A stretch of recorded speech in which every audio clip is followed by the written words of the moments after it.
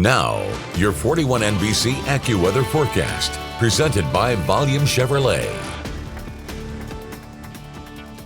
Well, welcome back. 41 Skyview over Macon is brought to you by the Piedmont Macon Medical Center. Again, there's a lot of clouds out there, or at least they're going to be by the time we get to tomorrow morning. You do see there are a couple more showers starting to enter the fray. They remain very small in nature as you continue through tonight and tomorrow, but a few of those could still be going on as the day begins for your Friday. 66 degrees, our overnight low for tonight. Wind remaining out of the south-southwest, the gusts staying over 20 miles per hour for many of us. In fact, right now there are some that are 30+ miles per hour. So very, very warm. In fact, I actually think this is the warmest night of the week, even though, yes, we do anticipate the strongest storms on Saturday, because there's a first cold front tomorrow that will likely make things at least a little bit cooler heading into the beginning of your Saturday. Here is the first cold front, all right? And this is tomorrow afternoon. We got some showers going on, a couple rolls of thunder with that. And the reason why I'm not worried about any severe weather concerns with this front is earlier on today, it brought some tornadoes up into Illinois and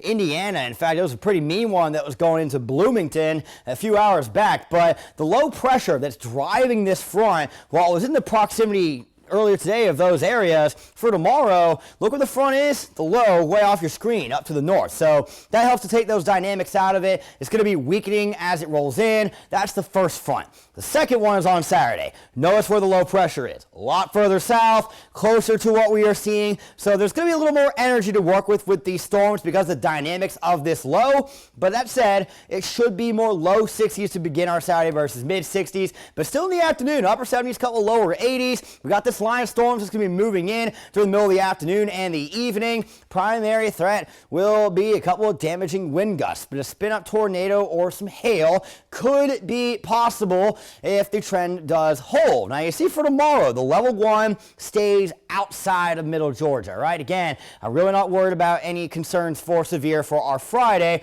but some thunder and lightning are going to be possible with these showers during the afternoon. But you see for Saturday, we're all under a level 1 right now, and with how big the area here is, it is not impossible, especially given that we're still tomorrow and Saturday morning, for them to upgrade this, that a level 2 gets issued somewhere. But again, this is not necessarily the most dangerous setup in regards to what we are seeing, but there's still, little concerns for just a couple of things. Because again, even if things are overall not that bad, even a single spin-up tornado can still be life-altering depending on what it does. So we roll into the beginning of your Friday, got some showers going on. Notice the wind staying out of the southwest. We're going to be seeing gusts ranging 20 to 30 miles per hour likely throughout tomorrow afternoon.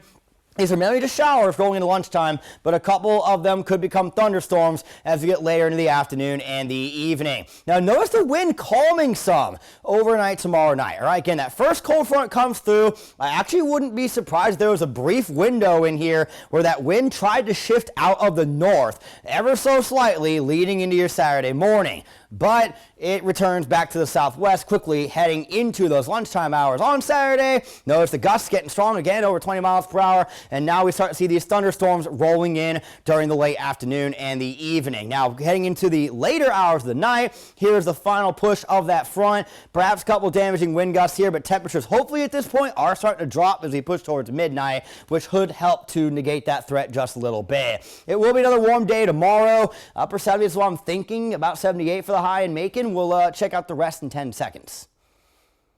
Every new Volume Chevrolet comes with our exclusive 20-year, 200,000-mile warranty, 24-hour roadside assistance, and oil changes for life. Volume Chevrolet.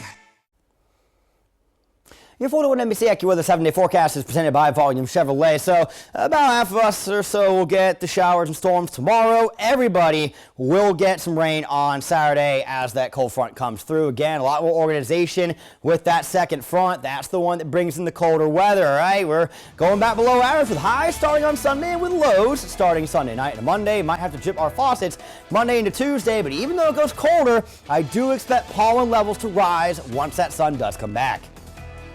For weather updates on the go, download the 41 NBC AccuWeather app and follow 41 NBC on Facebook and Twitter.